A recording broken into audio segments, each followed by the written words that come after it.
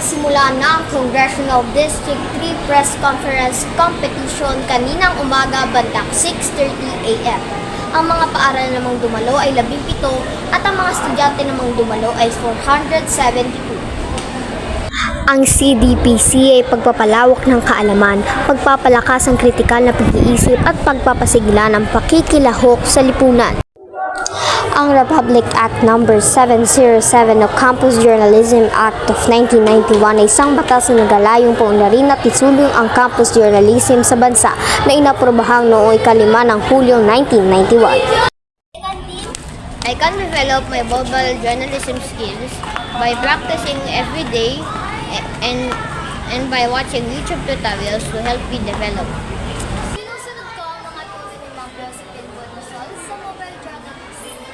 Kahit na mahirap ang kanilang ginagawa, sila pa rin ay patuloy na nagtsatsaga upang masungkit ang medalya. Kami ang boses ng pagbabago. Ako si Queen Zerine B. Saluib, laging handa para sa bilis aksyon balita.